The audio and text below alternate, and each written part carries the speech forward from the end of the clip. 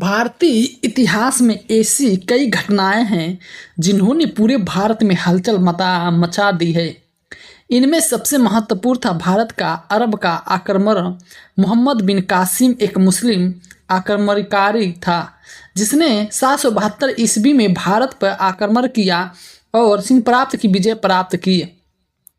हम आपको यह बताने का प्रयास करेंगे कि अरबों ने पहले भारत का पर आक्रमण कैसे किया और फिर इस पर कब्जा कैसे किया। हम यह भी जानेंगे कि इस्लाम धर्म कैसे अस्तित्व में आया।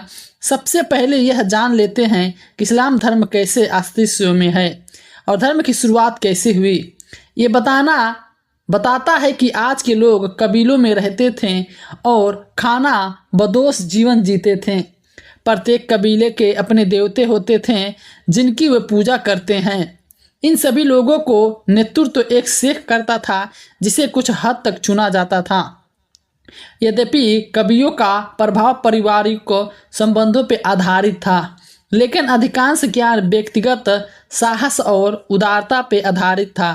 छठी शताब्दी पर इन कवियों ने व्यापार को धन कमाने का साधन बना लिया था और इनका सबसे अधिक प्रस्ताव पश्चिम से क्षेत्र में दिखा गया, जिसे अब हिमाचल का मध्य कहा गया था।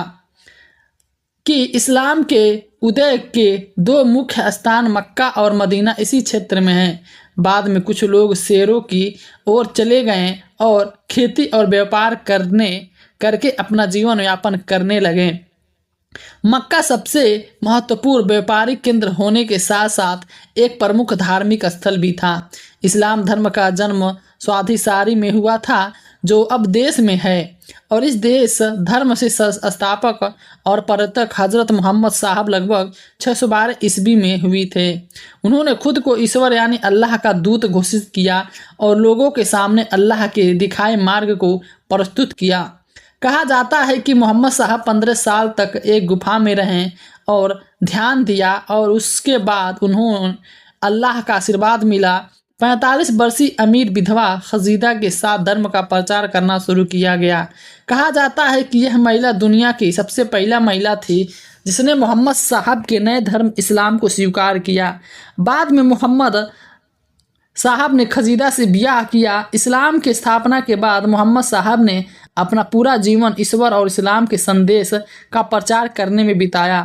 मोहम्मद साहब द्वारा इस्लाम का नींव रखने से पहले इस समय के लोग प्राचीन अरबी धर्म का पालन करते थे। मक्का में कोई स्थानीय राज्य नहीं था, यहाँ कोई शासन नहीं था।